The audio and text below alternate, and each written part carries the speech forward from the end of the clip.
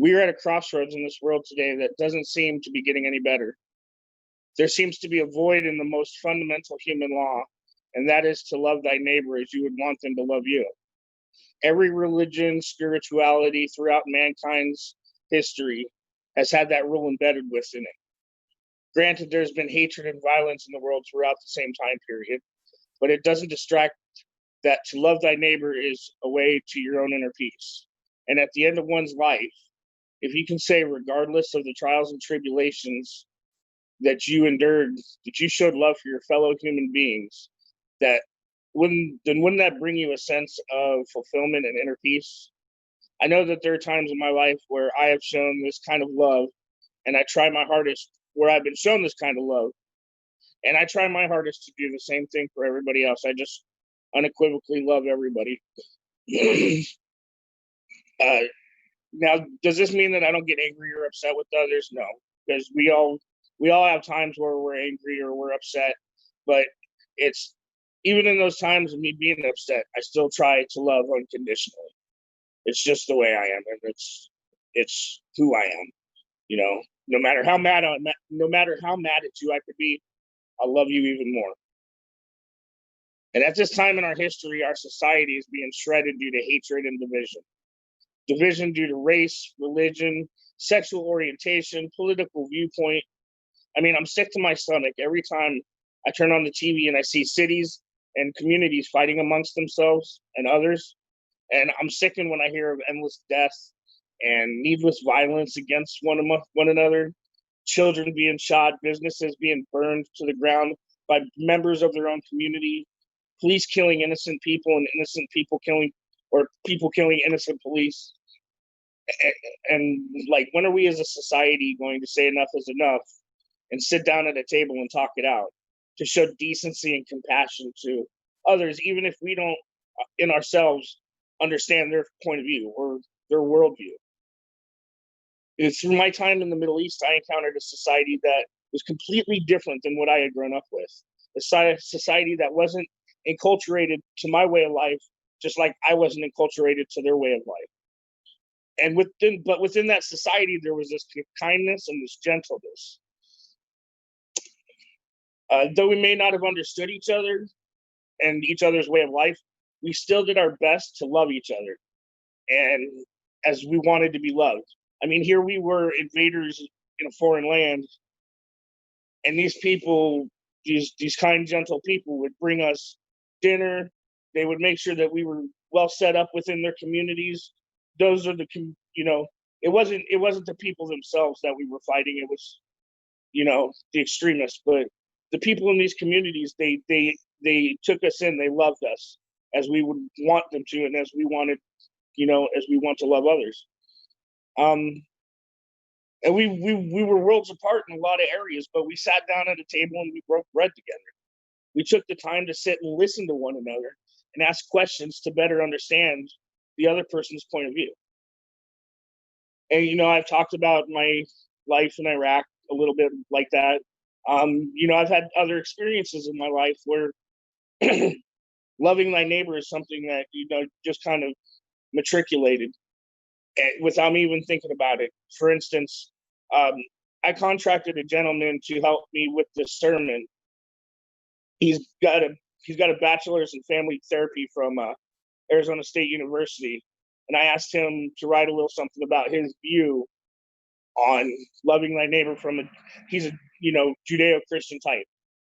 And funny thing is me and this gentleman met being neighbors. We were neighbors in an apartment complex together, and he's a few years younger than me. And our first encounter was in the parking lot. He parked too close to my car, so I couldn't, to my parking space, so I couldn't get out the driver's door. So I had to get out the passenger's door. So I left him a nasty little note, because this was back in my days where I was angry at the world. And I left him a nasty little note. Come to find out, he was one of my neighbors. And we talk about that as a funny story, but our relationship, it just kind of matured from there. We sat down, we got to know one another. We played video games together. We went to school together, even though he's a few years younger than me. And today he's just one of my better friends in this world. And so I'm going to read what he had written. And it's Loving Thy Neighbor and Also Being Loved by Josh McLaughlin, BA in psychology. It starts out with a quote from Leviticus.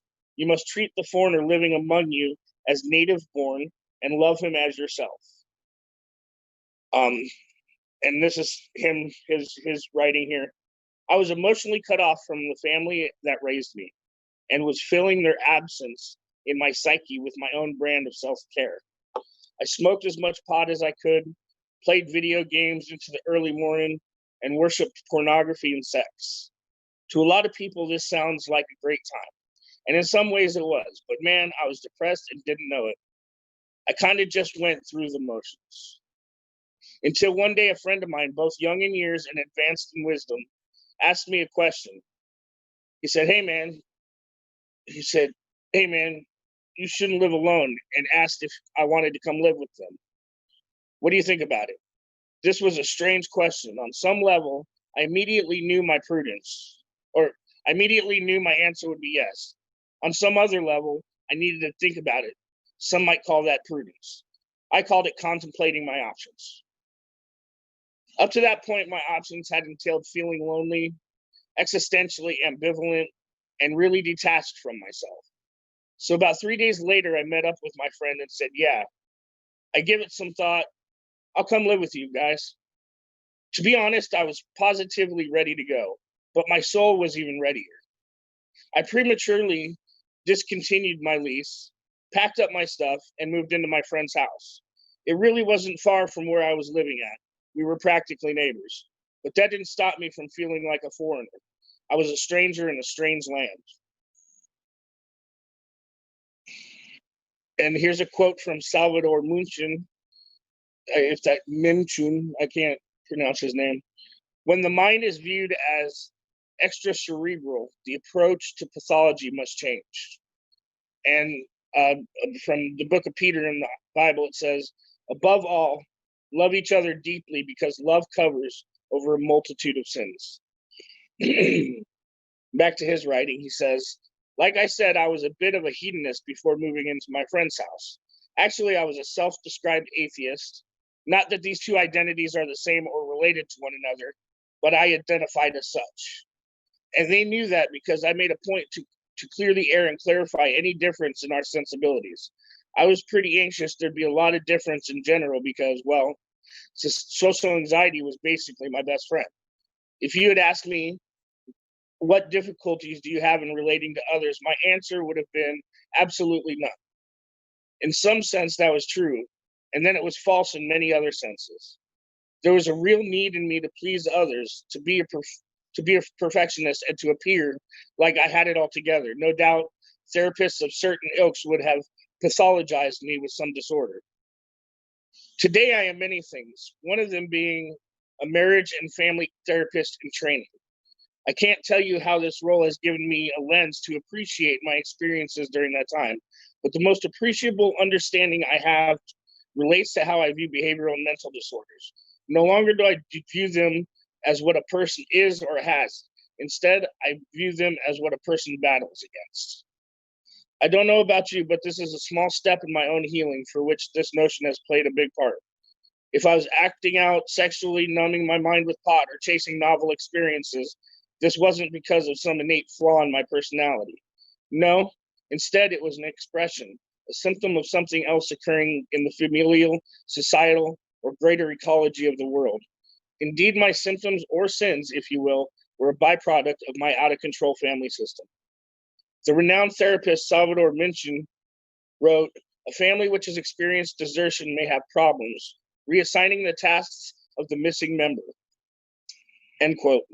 Except for my situation prior to moving in with my friend was different. I deserted my family to pursue a different life than the chaos I was accustomed.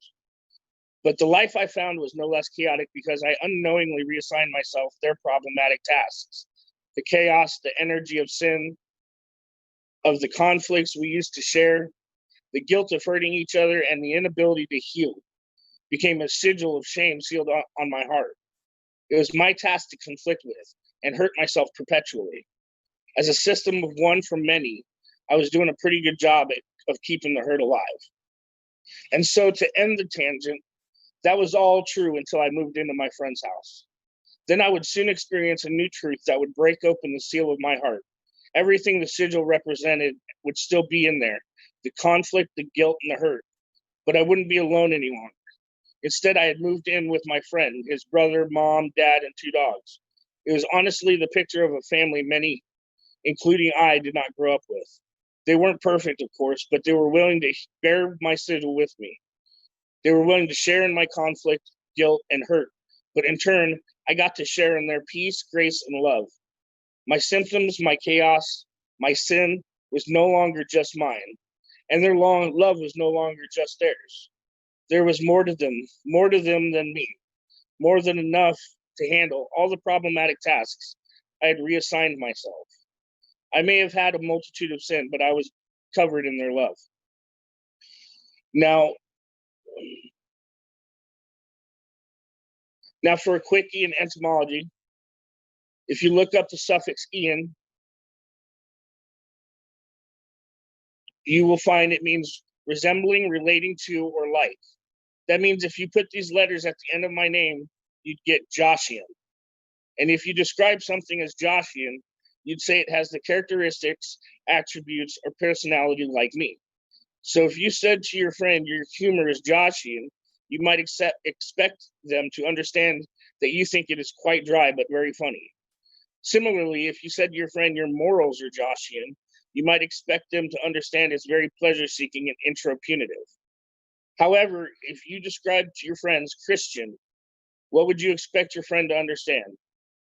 Well, that is the loaded question, isn't it? For many, it's meant to be understood as a cultural tie to a set of religious beliefs and rituals. But if you look at the word, you can break it into Christ and Ian, to be like or resemble Jesus Christ.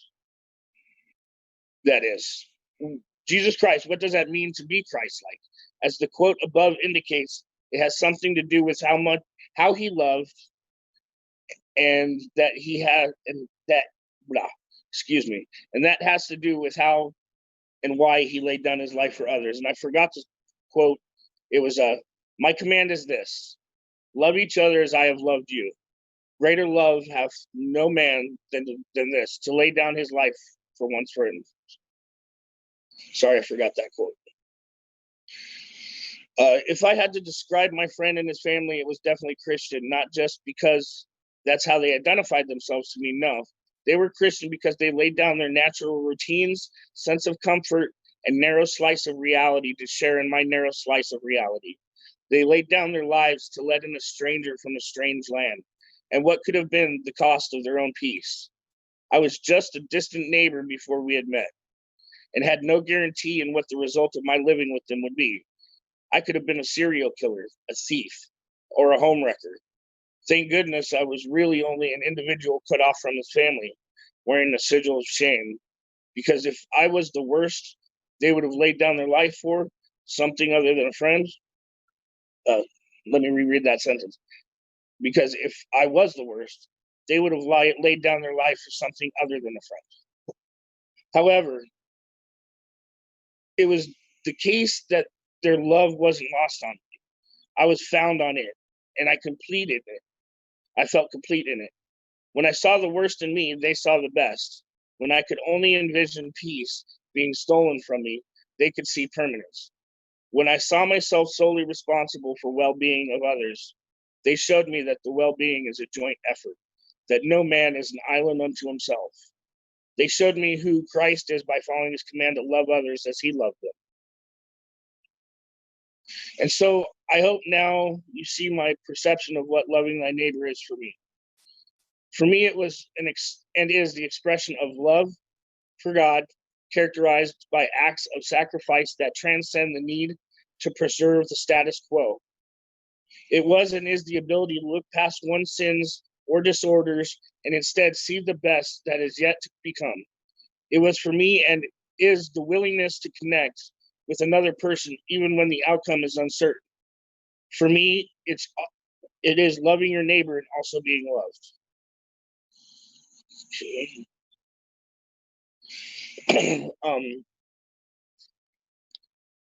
He now talk about loving your neighbors. Again, him and I were neighbors. We're good friends. He was up till 4. He had lost the files on his computer, and I kid you not, he was up till 4 o'clock in the morning making sure he got that written for me so I could include it in today. So, he sacrificed his sleep to help me out with this sermon. Next, I have something from a lady named Courtney Whiting.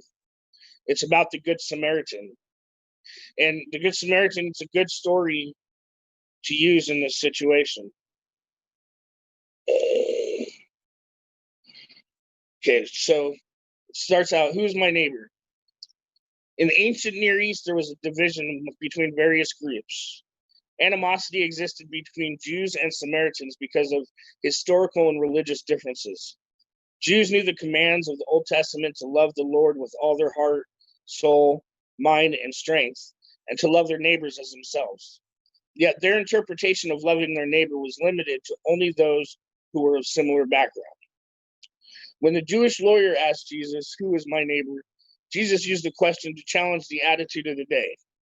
The parable of the Good Samaritan defines what it means to love your neighbor. In the story, a man is beaten by robbers and left half dead on the side of the road. While he lies helpless on the treacherous thoroughfare, a priest sees the man and deliberately walks by on the other side of the road. Later, a Levite responds the same way when he sees the dying man. Finally, a Samaritan sees the victim and responds. Whereas the two Jewish leaders saw the person in need and deliberately avoided the situation, the Samaritan personified neighborliness. He showed mercy to someone with no regard to background, religion, or potential benefits. So how do I love my neighbor? By looking at the story of the Good Samaritan, we can learn how to better love our neighbors by the character's example in the story. And here are 10 ways we can love our neighbors as ourselves. Number 1, love is proactive. In the parable, when the Samaritan saw the victim, he went to him. The Samaritan was on his way somewhere, but he stopped when he saw the man in need. We live in a fast-paced world where it is easy to overlook the needs of others. But if we learn from this parable, we will be careful to be aware of those who are around us. Who is God placing on your heart to show love to? Number 2, love is observant. One of the first steps in being a good neighbor and loving others as yourself is noticing others. The Samaritan that first saw the hurting man, and this comes from Luke 10, the book of Luke. But a Samaritan, as he traveled, came where the man was, and when he saw him, he took pity on him. He went to him and bandaged his wounds, pouring on oil and wine. Granted, a beaten man on the road seems like a scene that's hard not to notice, but Jesus also shows us the importance of seeing people he sounds very familiar to in the Samaritan. Number 3, love is compassion. Luke goes on to state that when the Samaritan saw the injured man, he had compassion on him. He went towards the injured man and responded to his needs rather than simply feeling sorry for him. How can you be active in showing compassion to someone in need? That's the question for that one. Love is responsive. When the Samaritan saw the man, he responded immediately to help meet the man's needs. He bound his wounds using the resources he had on hand.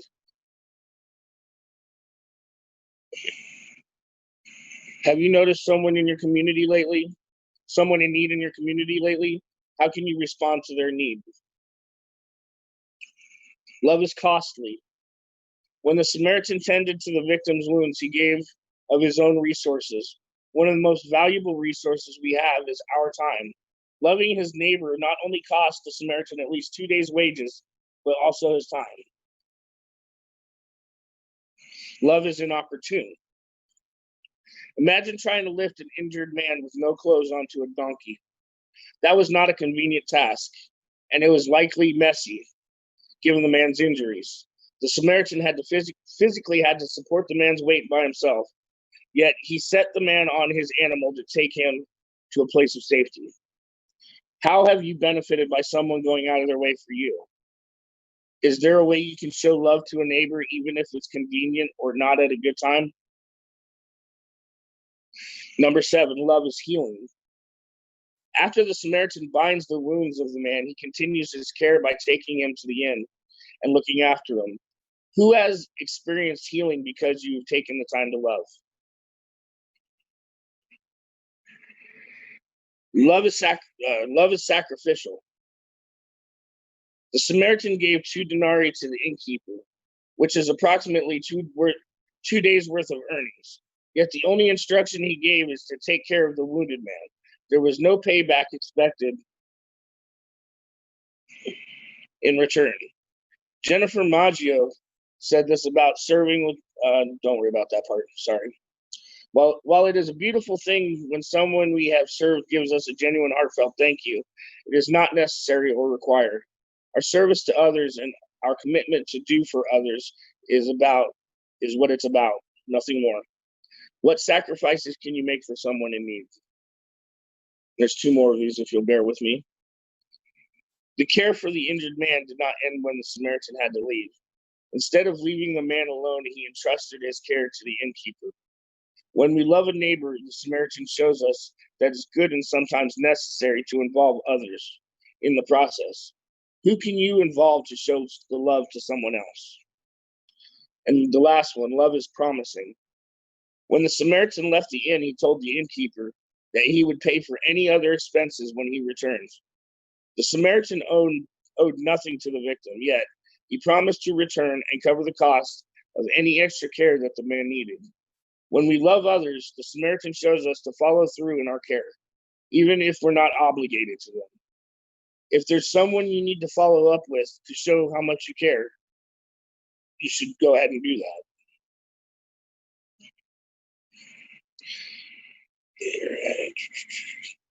And there's one bonus one here. I think. Never mind. Okay, so back to what I was saying. That's that. That's the 10. Her version of the 10 ways, and her name is Courtney Whiting. That's her version. 10 ways to love your neighbor better. Now the question is, where do we go from here? And this is back with me. The question is, where do we go from here? How do we show our love for our fellow human being when it seems that the world is losing its love more and more each day? In my opinion, we stop playing into the propaganda that is being fed to us daily, and we do something that is sometimes very difficult to do. We close our mouths and we listen to one another. In my opinion, that is a key step. If we can just take a moment to learn about another person's life, their failures and successes, their deep-seated fears and their needs in life, then we might just be on our way. The next step, and I used to tell my kids this all the time, just do it. Regardless of race, creed, ethnicity, orientation, just do it. Just go ahead and listen, just talk, have this conversation.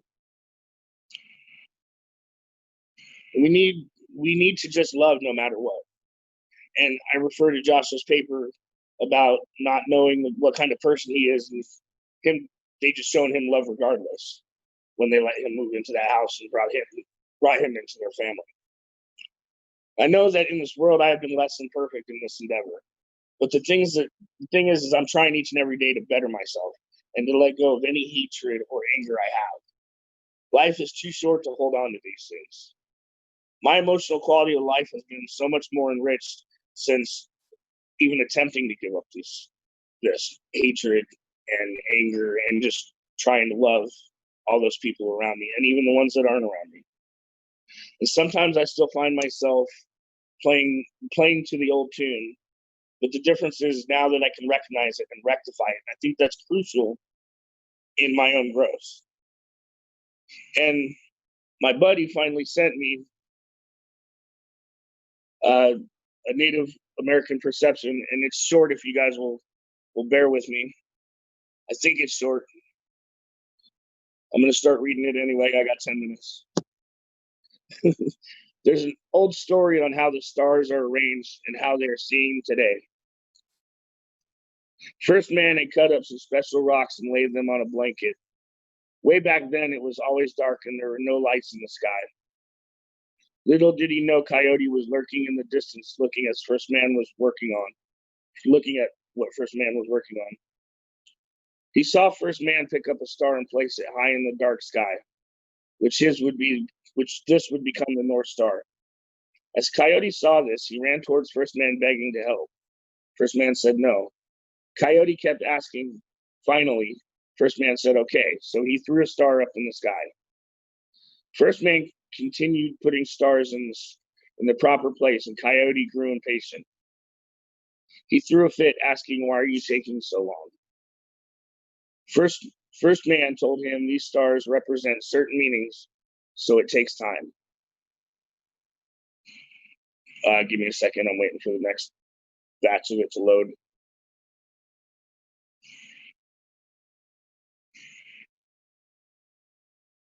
Well, while that's loading, if I remember, I don't remember the story completely, but basically, First Man shows Coyote that to love one another sometimes takes a tremendous amount of time and effort, but in the end, when you have all the stars in the sky, it's worth it. And yep, there's a whole bunch of stuff in between, but I'm skipping out on that. That's all I have for today. I hope I didn't ramble too much for you guys, and I hope it was there's something each of you could take away from it. So thank you for listening to me.